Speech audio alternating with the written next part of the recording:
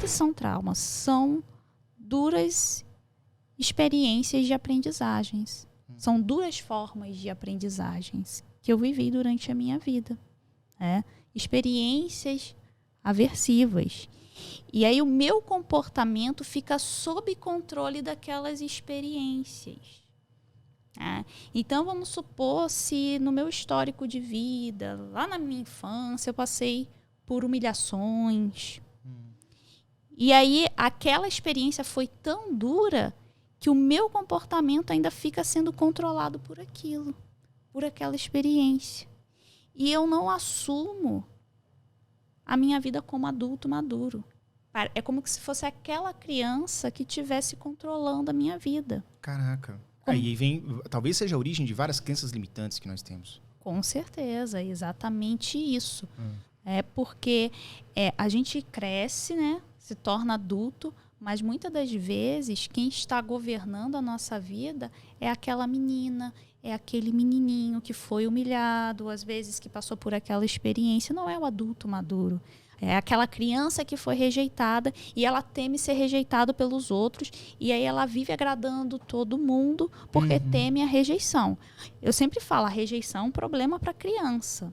Porque se um pai ou uma mãe diz assim, não quero mais você, a criança não tem condições de trabalhar, a criança ela não tem condições de se autoprover, a criança ela é totalmente dependente dos pais. Então, a rejeição para a criança é um problema. Então, a criança que passa por uma experiência que, sim, ela cresce como adulto e ela acha que ela tem que agradar todo mundo, fazer tudo que todo mundo quer, porque ela teme ser rejeitada. Como se os outros tivessem uma importância como os pais tinham na infância. Perfeitamente. Só que a rejeição, Yuri, ela não causa problema nenhum para o adulto. É verdade. E nem dos próprios pais. Se você já é um adulto maduro, vacinado, que paga suas contas, exatamente, eu acho muito difícil alguém varar isso. Mas, sei lá, você sofre uma rejeição do seu pai porque você tomou uma atitude que ele não gostou. Tá, beleza, pai. Sim. Tá, relaxa. Eu me viro, tá ligado? Você não precisa ficar preocupado, né? Eu acho que, cara, isso é mágico quando você sai do campo da autopiedade e do medo de desagradar as pessoas. Você percebe assim, cara, a rejeição, ela não vai matar você. Perfeito, isso aí. Perfeito. Você tocou no ponto certo. A rejeição só dói o nosso ego. Só dói o nosso eu.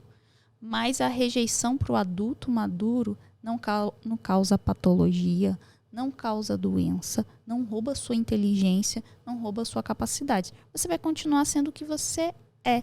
E se você for rejeitado por alguma pessoa só porque você agiu autenticamente, aquela pessoa, sei lá, não gostou e não quer mais contato com você, você vai se movimentar para outras relações e vai construir relações que são mais significativas e que tem muito mais a ver com os seus valores. Talvez você estava ali rendido num grupo que não tinha nada a ver com você. Então a rejeição não causa problema nenhum para o adulto. Para a criança que causa. Talvez o que acontece, a criança no passado foi rejeitada, a criança não foi amada. E aí a gente fica com esse traço da autorreferência lá do passado. É um traço lá da infância que deveria ser superado, mas a gente cresce com esse traço às vezes e não supera.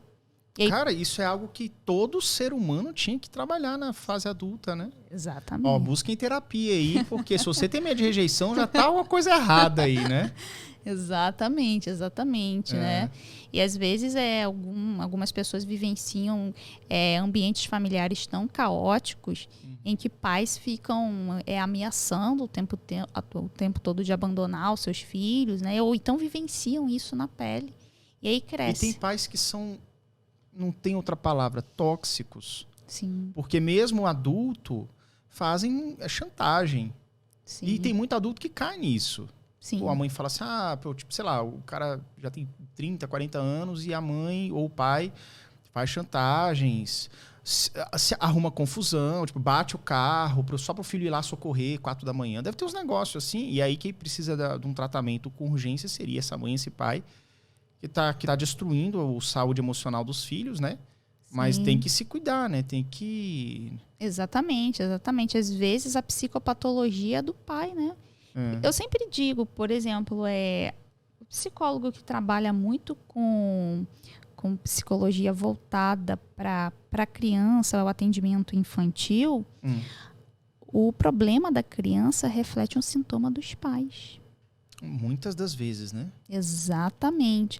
Por exemplo, a gente dá um diagnóstico de TOD, transtorno desafiador opositor. Tá, que a criança ela desrespeita as regras, ela desafia as autoridades. Mas aí eu digo assim, e cadê o diagnóstico do contexto? Às vezes as pessoas nem se preocupam com isso, né? Exato. E o contexto faz muita diferença para a criança. Exatamente. Porque se tem uma criança desafiadora opositora, é porque não tem aquele que dosa. Por que existe o professor? Porque existe o aluno. Por que existe o terapeuta? Porque existe o paciente.